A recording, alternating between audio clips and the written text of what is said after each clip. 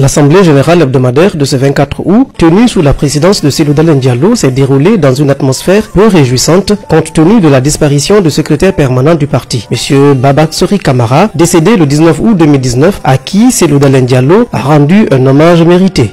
Je suis étreint par une grande émotion parce qu'à ma droite, je ne vois pas Baba Kamara.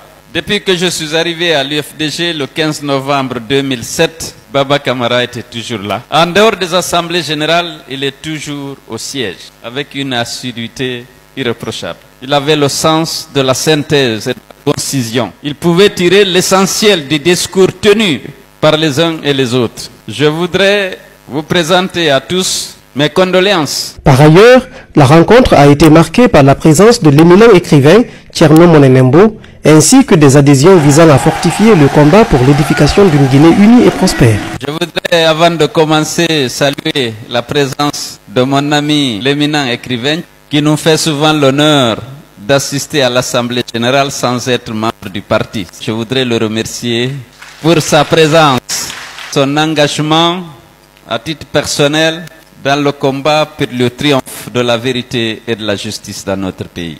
L'UFDG Bonheur de la Guinée a pour but de soutenir l'UFDG et son président, son Excellence Elhadji Cellou Dalein Diallo, afin qu'il accède à la magistrature suprême de la Guinée à l'issue des futures échéances électorales de 2020. À la sous-préfecture de Taïn, nous allons fournir des grands efforts pour que Elhadji Cellou Dalein Diallo soit vivement représenté et que ces chiffres passent. L'impact négatif de ce régime est beaucoup plus grave en forêt que dans les autres régions.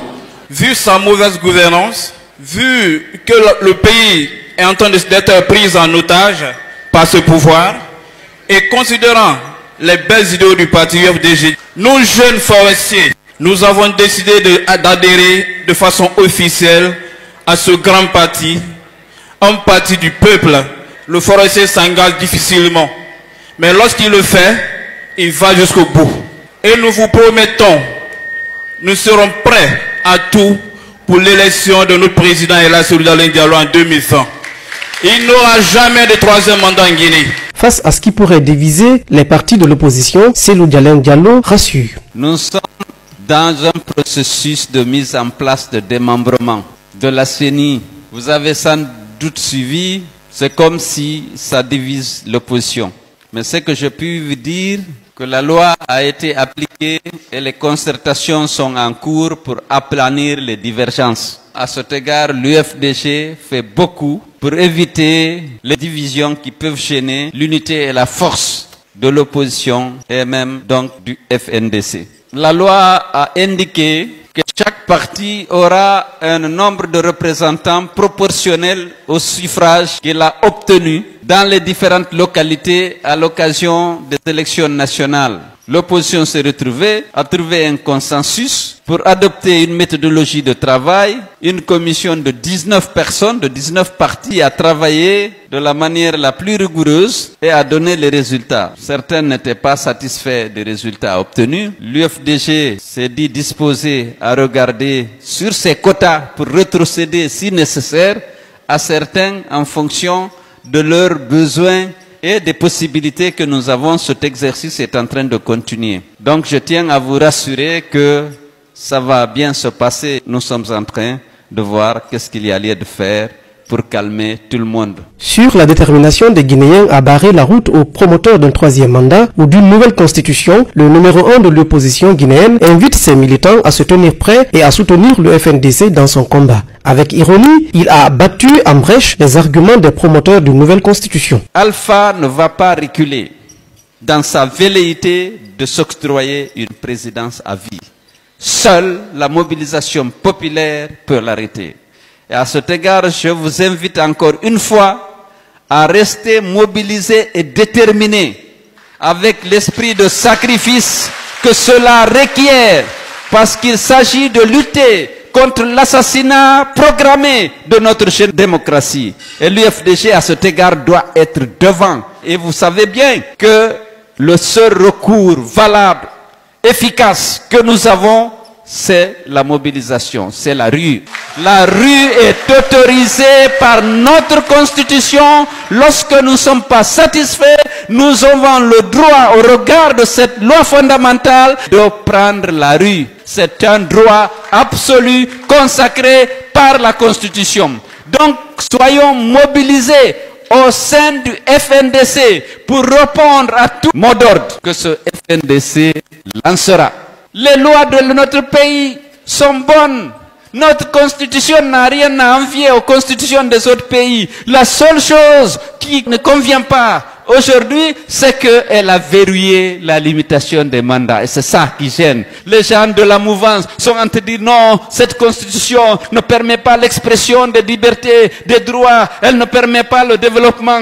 On a même tendance à dire que même Ebola, c'est cette constitution qui l'a amené. Mon Dieu!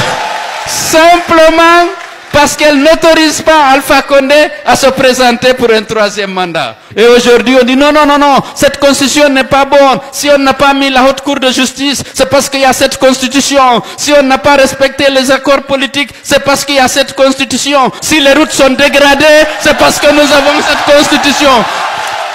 Si les ordures inondent les rues, c'est parce que nous avons une constitution imparfaite. Donc il faut la modifier. Mais vous n'êtes pas naïf, moi non plus, personne n'est naïf. On sait que le seul défaut, c'est parce qu'elle ne permet pas à Alpha Condé de briguer un troisième mandat, donc il faut la changer.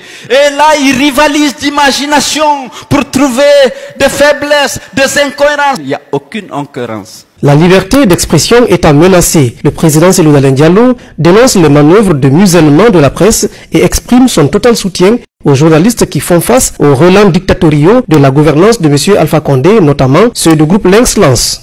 Alors, vous savez, les dictatures, la technique, la campagne d'intimidation et de répression de ceux qui ont des avis contraires à ceux de la mouvance, interpellés, arrêtés, incarcérés, jugés et condamnés, des gens qui n'ont fait qu'exercer leurs droits octroyés par la Constitution et les lois de la République.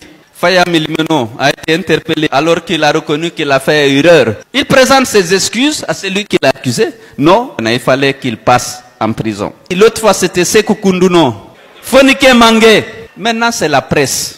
Les responsables du groupe Lynx-Lance ont été convoqués pour faire passer quelqu'un qui est contre le troisième mandat. Le musulman de la presse indépendante fait partie de la stratégie de Alpha Condé pour faire passer la Constitution. Il se prépare à faire le forcing, mais la seule force qui vaille, c'est la force du peuple et nous l'avons.